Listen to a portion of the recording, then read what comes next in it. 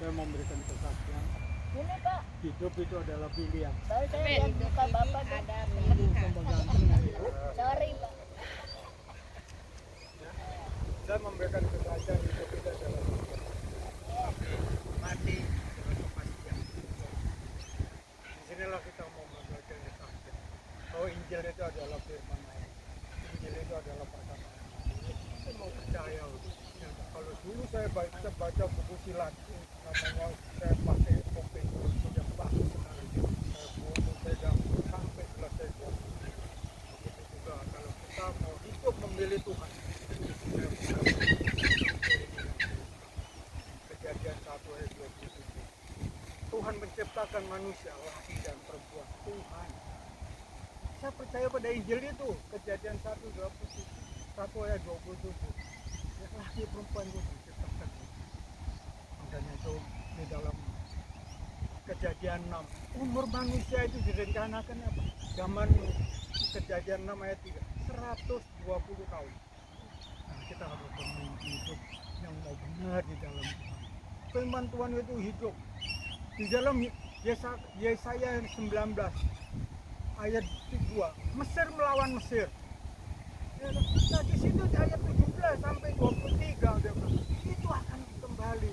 Orang Yehuda melawat orang Mesir. Ada 5 kota orang Mesir. Dia kembali ke Kanaan. Dia merubah hidupnya. Dia berjanji sama Tuhan. Dia akan mengirim juru selamat. Dia memulihkan dia, Tuhan sembuhkan dia. Yang dia bernasa berjanji dengan Tuhan yang setia. Tuhan mengirim juru selamat.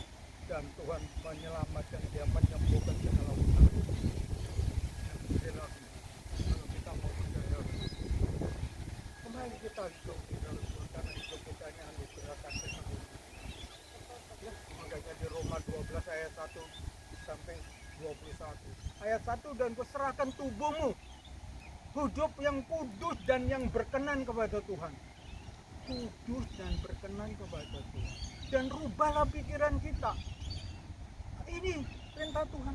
Ubah pikiran kita. Kita nggak lagi hidup di dalam keduniaan. Kita harus hidup di dalam Tuhan, betul di dalam Tuhan. Makanya di Roma 12 ayat 17 sampai 21. Janganlah kejahatan dibalas dengan kejahatan. Itu perintah Tuhan. Ya, janganlah kita kalahkan kejahatan dengan kebaikan. Ya, jangan kita membalas kejahatan, karena berikanlah murka Allah pada orang yang berbuat jahat pada kita. Tapi kita harus mengasihi kita. Orang yang lapar kita harus beri makan, orang yang haus kita harus beri. Itulah perintah Tuhan. Makanya kita mau tahu bagaimana kita sudah menikmati Tuhan Jumat Agung. Dia mati di dalam kayu salib dan dia hidup. Dia berbakti. Siapa yang menikmati kebangkitan tadi?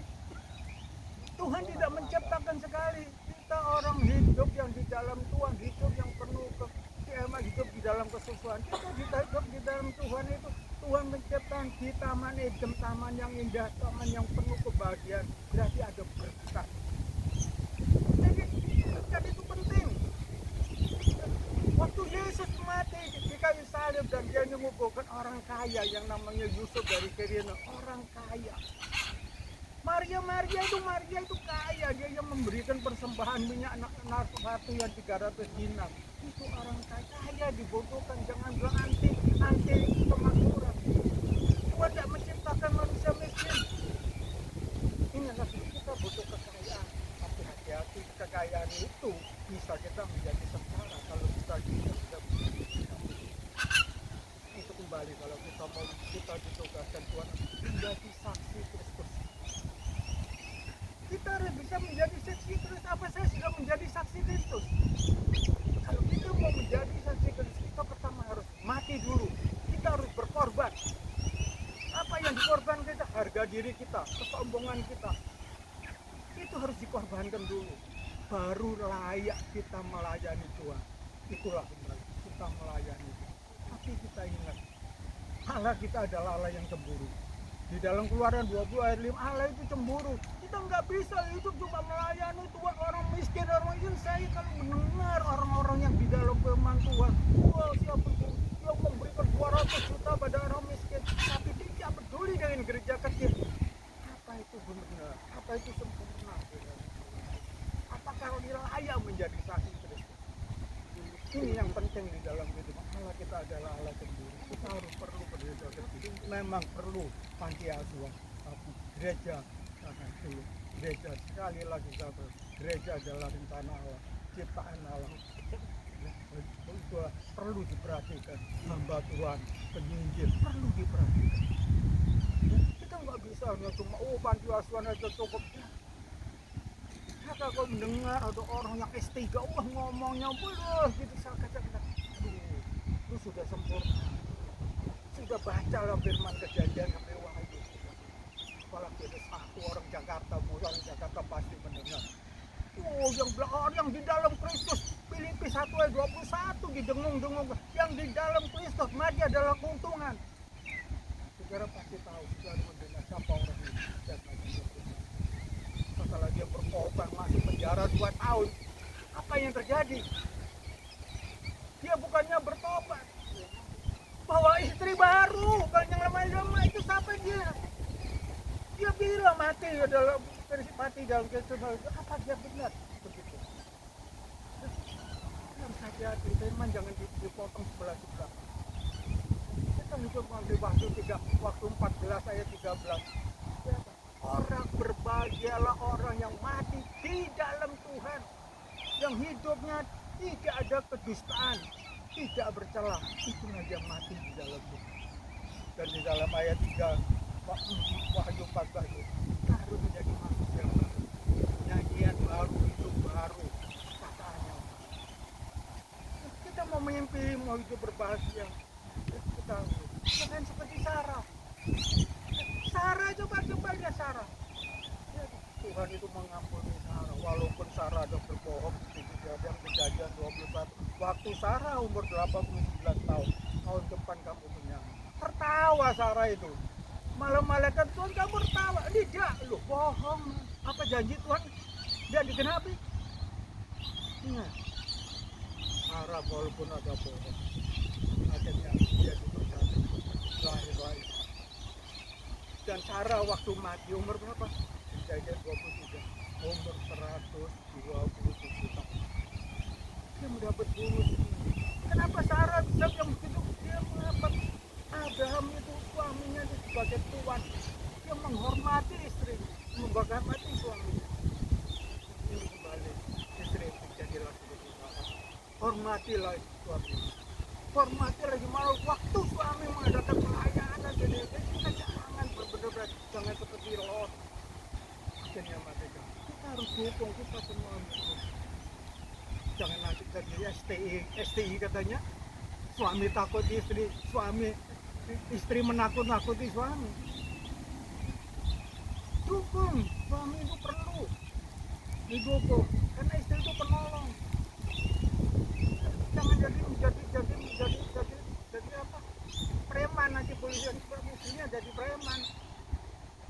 Ya, tidak menghormati suami itu. Yang penting dari kalau kerjaan pengabdian, kalau kita mau pelayanan kita perlu didukung supaya kita menjadi Sarah. Umur kita sudah betul-betul mencapai 127 tahun. Itulah kita harus bermimpi. Ya, kita harus bermimpi. Tapi kalau bermimpi kita harus lakukan firman. Kita nggak bisa hidup enak-enakan. Keajaiban Tuhan itu pasti akan terjadi. Ya, makanya itulah jadilah seperti Marta dan Maria di Yohanes 11. Ya, kita jadi Marta dan Maria, maksudnya dua karakter itu menjadi satu. Kita ada karakter Maria dan karakter Marta. Marta membuka pintu untuk Yesus masuk untuk melayani, tapi Maria duduk manis mendengarkan firman Tuhan. Nah itulah kembali kenapa Marta dan Maria selalu saya dengung-dengungkan. Makanya itu Lazarus yang mati 4 hari sudah mati. 4 hari rasanya sudah mustahil kalau sudah kita mati 4 hari bisa bangkit di dalam kita. Makanya di dalam Tuhan Allah adalah penolong, Allah yang ajaib. Artinya 4 itu adalah di mana kita rumah tangga kita kacau, di mana keluarga kita kacau, di mana bisnis kita bangkrut, bagaimana kita penyakit kita. Saya percaya 4 itu akan ditanggung oleh Tuhan. Karena salib itu enggak penting. Dan yang ini adalah kalau kita mau menjadi saksi Kristen, kita harus berkorban. Ya, tanpa berkorbanan kita tidak ada pelayanan. Kalau tidak ada pelayanan, tidak ada saksi. Jadi kita menjadi saksi, kita harus menjadi terang di dalam kehidupan kita. Kita harus bisa menjadi berbuat baik, adil dan benar. Itulah kemudian saya menjadi saksi. Kalau saya mau mati sampai 3 kali, sudah satu bulan buat makan. Untuk tujuan ini saya pastikan firman Tuhan. Saya di dalam itu apa itu Mesir melawan Mesir, saya itu lakukan.